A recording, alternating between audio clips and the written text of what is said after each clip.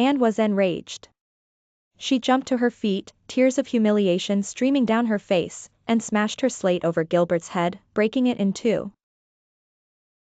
As expected, Anne was punished and sent to stand in the corner. The teacher wrote on the blackboard above her head, "Anne Shirley is a hot-tempered girl and must reflect on her behavior." Humiliated, Anne vowed never to speak to Gilbert again. After school, Gilbert tried to apologize. "And, I'm sorry. I didn't mean to hurt your feelings. Can you forgive me?" But Anne, still angry, ignored him completely. Back home, she cried to Marilla, "I'll never go back to school. I've been so insulted." Marilla didn't know what to do, but Mrs. Lynde advised, "Don't force her to go back just yet. Give her time, and she'll come around." Sure enough, Anne eventually returned to school. But not without a new drama, when her friend Diana visited, and accidentally served her Marilla's homemade wine instead of raspberry cordial. Diana, not realizing the mistake, drank 3 glasses and became terribly drunk. When Diana's mother found out, she banned Diana from seeing Anne again, believing her to be a bad influence. Heartbroken, Anne cried herself to sleep, vowing to make things right. Would Anne's friendship with Diana be restored? Would she ever forgive Gilbert? With every twist and turn, Anne's world was full of drama, humor, and lessons about life and love. Time flew by, and one evening, Diana burst into Green Gables, pale and out of breath, rushing to Anne with alarming news. Her little sister, Minnie May, had suddenly fallen gravely ill with a severe case of croup. Their parents weren't home, and there was no doctor in sight. Upon hearing this, Matthew, ever the silent guardian, grabbed his hat and coat without a word, heading straight to town to fetch a doctor. And, with calm assurance, accompanied Diana back home, telling her, "Don't worry, I've helped care for children before. I've seen cases like this, and I know what to do." When Anne entered Diana's home, she sprang into action. She ordered hot water, removed Minnie May's clothes, administered medicine, and helped ease her breathing. Hours passed, and when Matthew finally returned with the doctor at 3 a.m., the crisis had passed. Minnie May was sound asleep, no longer in danger. After examining the child, the doctor praised Anne, saying, "That little red-headed girl is remarkable.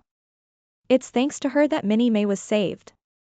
If we had waited for me to arrive, it would have been too late. She's calm, knowledgeable, and decisive, truly exceptional." The next day, Diana's mother visited Green Gables to express her deepest gratitude to Anne. With sincere remorse, she asked for forgiveness and hoped that Anne and Diana could once again be friends. Naturally, Anne forgave her, and the two best friends resumed their joyful companionship, cherishing each other even more than before.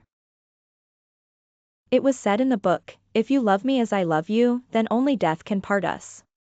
As time passed and Anne found herself in one predicament after another, she slowly learned to control her temper and solve problems without anger.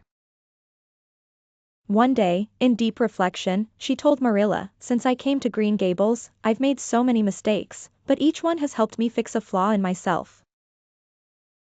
The amethyst brooch incident cured me of touching other people's things.